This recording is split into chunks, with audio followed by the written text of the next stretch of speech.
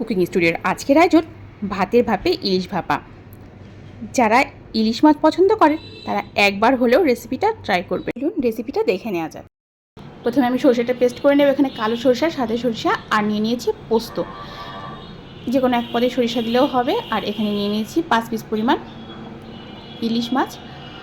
এটাকে খুব ভালোভাবে ধুয়ে পরিষ্কার করে নিয়েছি। আর একটু লবণ, হলুদ আর সামান্য একটু মরিচের গুঁড়া দিয়ে দেবো, এটা না দিলেও চলবে। আর দিয়ে দেব যে সরিষার পেস্টটা করে রেখেছিলাম, সেই সরিষার পেস্টটা, পুরো সরিষার পেস্টটা দিয়ে দেব। দিয়ে খুব ভালোভাবে হাত দিয়ে মেখে নিতে হবে, কারণ এটা কিন্তু নাড়াচাড়া করে রান্না হবে না, তাই মাখার সময় খুব ভালোভাবে হাত দিয়ে মেখে নিতে হবে। আমি এখানে ভালোভাবে হাত দিয়ে মেখে নিচ্ছি।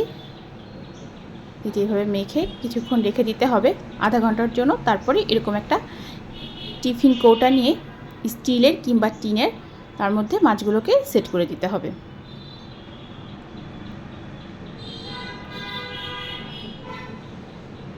এখানে আমি সবগুলো মাছ দিয়ে দিলাম।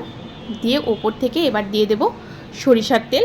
আর এখানে কিন্তু ইলিশ ভাপার জন্য অবশ্যই সরিষার তেলটাই ব্যবহার করবেন। এখানে সরিষার তেল দিয়ে দিলাম। আর ওপর থেকে দিয়ে দেব কয়েকটা মরিচ, কাঁচা পাকা মরিচ দিয়ে দিয়েছি। আমি মরিচগুলো কিন্তু একটুখানি চিড়ে নিয়েছিলাম। টিফিন কৌটাটা ভালোভাবে বন্ধ করে দিতে হবে। আর এখানে আমি ভাত বসিয়ে দিয়েছি। আর ভাতটা ঠিক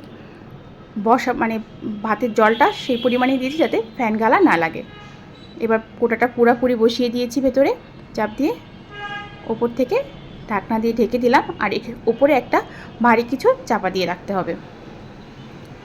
ভাতটা পুরোপুরি হয়ে যাওয়ার পরেও আমি প্রায় 15 মিনিট পর এটা ঢাকনাটা খুলেছি।